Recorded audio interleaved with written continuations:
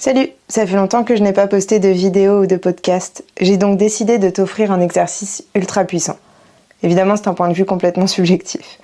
Je suis mon premier cobaye. Je peux donc t'affirmer qu'il a fonctionné sur moi et a eu des effets réellement positifs dans ma vie. À chaque fois que je l'ai utilisé.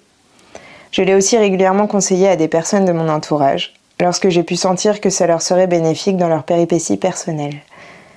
Avant d'écouter la suite, je te propose de prévoir un vrai moment.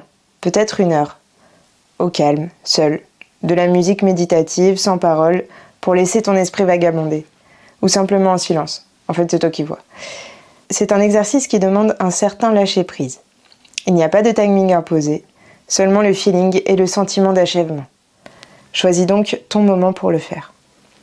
Attention, je te mets juste en garde, cet exercice peut être émotionnellement difficile et cathartique. Il s'agit d'un véritable canal de libération à effet thérapeutique, qui ne se suffit pas à lui-même.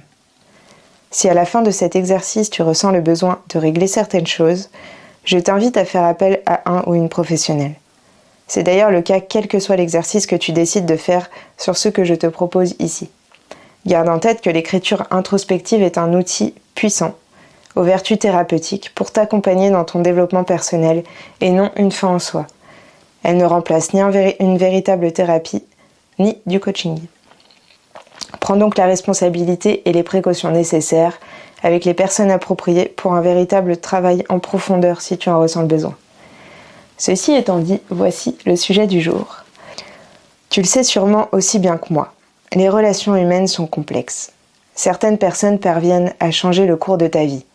Parfois en 10 minutes, parfois en 10 ans. Le temps n'a pas d'importance sur l'impact que certaines relations peuvent avoir dans ton histoire et les ressentis confortables ou non que ça peut générer à court, moyen ou long terme. Ce qui compte, c'est ce que tu en fais dans ton évolution personnelle, la façon dont ça influe. Peut-être que tu as déjà des noms ou des visages qui apparaissent. Je vais t'inviter à fermer les yeux. Quelles sont les relations qui, à leur simple pensée, génèrent un sentiment d'inconfort? Il ne s'agit pas forcément d'une relation globalement inconfortable, juste d'un sentiment qui émerge. Ça peut être un parent, un membre de la famille, un ou une amie, un collègue, une cliente, un inconnu. Il peut même s'agir de quelqu'un qui n'a aucunement conscience de ton existence. Cette personne, quelle qu'elle soit, peut apparaître parce que quelque chose n'est pas OK dans ce qu'elle génère chez toi. Dans le cas où tu connais cette personne, cela peut être dû à des non-dits, des non-faits, simplement une sensation sans explication ou autre chose. Qui qu'elle soit, ne te censure pas sur là où les personnes qui apparaissent dans ton esprit. Tu es libre de faire cet exercice autant de fois que tu veux, avec autant de personnes que nécessaire.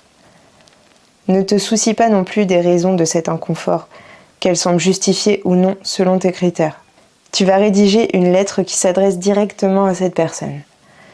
Le but n'est pas de l'envoyer. Tu pourras même la brûler si tu le souhaites. Libre à toi d'en faire ce que tu veux par la suite. L'idée principale est de libérer ce qui est enfoui. Demande à surgir et de t'en affranchir. Ne fais aucune retenue et exprime tout ce qui te vient. Même si tu as le sentiment que ça s'éloigne soudainement, que tu changes de sujet, ou encore que tu ouvres une parenthèse de plusieurs pages sur un passage de ta vie, un détail, une réflexion. Parfois, des choses vraiment intéressantes surgissent alors même qu'elles semblent totalement hors sujet. C'est là que les liens et les connexions entre les expériences et nos références internes deviennent très intéressantes et nous font voyager en nous d'une façon dont nous n'avons pas idée.